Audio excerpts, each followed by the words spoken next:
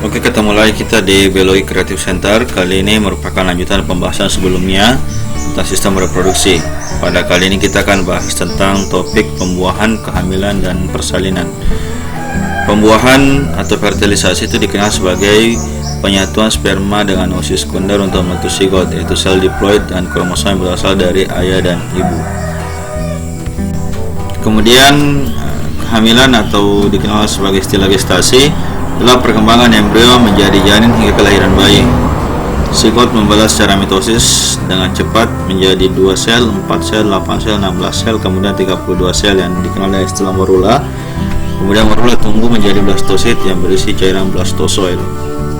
Blastosit membentuk plasenta sebagai sistem pencernaan, pernafasan, dan ekskresi bagi janin, dan membran amnion, kantung kuning telur, koreon, dan lantois. Pada dasarnya setiap manusia berasal dari pertemuan dua gamet, yaitu sel sperma dan ovum.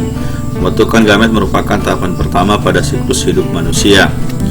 Pada saat ini, sel berada dalam keadaan haploid, di mana kromosom berjumlah 1/2 dari kromosom induknya, yaitu 23.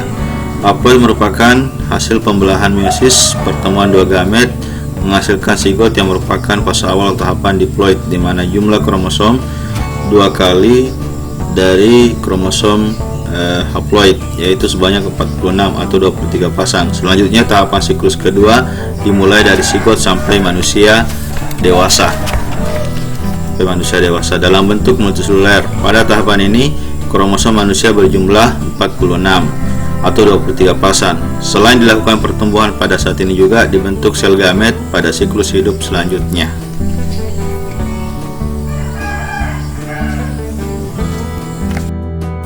Fertilisasi terjadi di ovidak, yaitu saluran antara ovarium sampai uterus. Setelah zigot terbentuk, pembelahan terjadi secara berulang kali. Selama pembelahan berlangsung, zigot bergerak dari ovidak menuju uterus.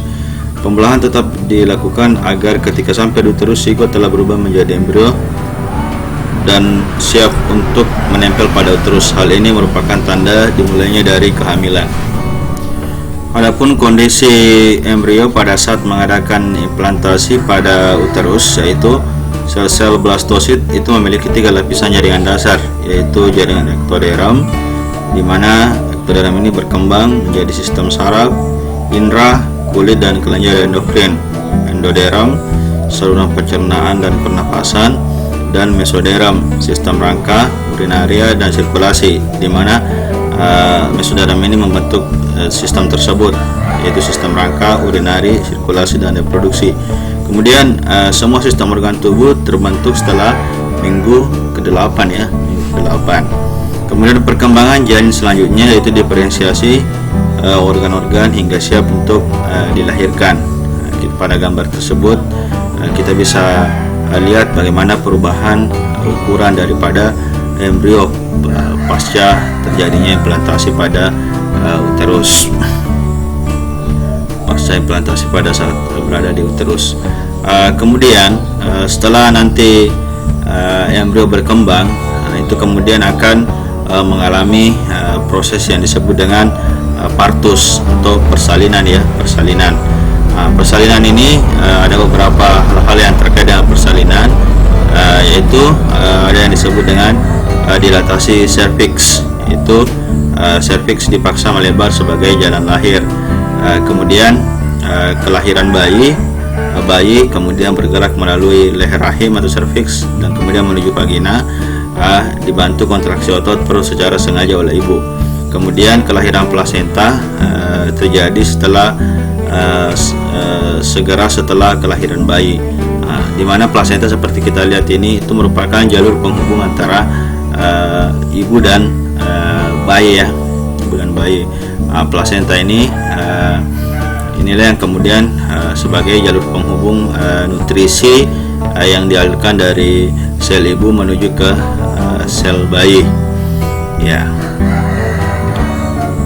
Nanti pada saat mengalirnya nutrisi ini, bayi kemudian akan bertumbuh dan berkembang sesuai dengan nutrisi yang dialirkan melalui plasenta. Jadi seperti itu proses pasca implantasi ya sampai bayi lahir. untuk lebih lengkapnya tentang bagaimana proses fertilisasi, gestasi dan kehamilan sampai partus, ini Anda dapat melihat video berikut secara seksama proses-proses yang terjadi. Nah, ini diambil dari proses perkembangan atau embriogenesis. Ya, selamat menyaksikan dari tayangan berikut.